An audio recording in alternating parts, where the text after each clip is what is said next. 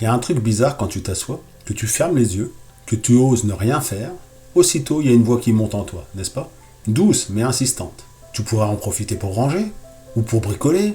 T'es pas en train de perdre ton temps là? Les autres travaillent eux.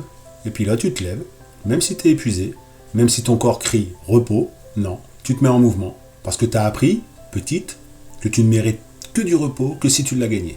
Alors peut-être que t'as grandi dans un monde où le silence était suspect, la fatigue un signe de faiblesse, le soin de soi un luxe égoïste.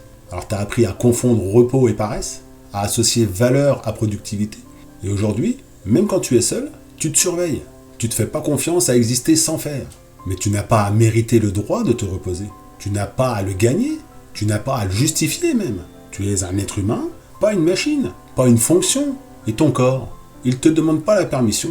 Il te dit « j'ai besoin de repos ». Quand tu dors, effectivement, tu ne produis rien. Et pourtant, tu guéris. Quand tu rêves, tu ne fais rien. Et pourtant, tu intègres. Quand tu t'arrêtes, tu ne donnes rien. Et pourtant, tu te reconstitues. Le repos, c'est pas de la faiblesse, c'est de la sagesse. C'est un acte de respect envers toi-même, d'amour-propre, un acte de courage même. Parce que dans un monde qui glorifie l'épuisement, oser s'arrêter, c'est une révolution. Alors commence tout petit, assieds-toi, sans rien faire, même 3 minutes. Et quand la culpabilité commence à monter, surtout tu ne la combats pas, tu la regardes bien en face et tu lui dis « je te vois, tu viens de loin, mais aujourd'hui je choisis autre chose, je me choisis ». Parce que tu n'es pas inutile quand tu te reposes. Tu es en train de vivre. Et un jour, tu t'assieras dans un fauteuil, le regard perdu dans le vide, le cœur léger, et tu réaliseras. Tiens, je me sens pas coupable.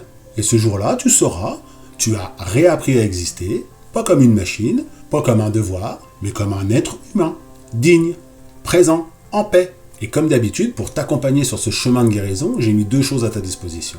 La première, c'est un guide gratuit, j'ai mis le lien en bio, il peut t'aider à y voir un petit peu plus clair. Et la deuxième, c'est mon calendrier, sur lequel tu peux réserver un appel téléphonique avec moi. Si tu en ressens le besoin, bien entendu, tu me contactes en privé et je te donne le lien de ce calendrier. A tout de suite.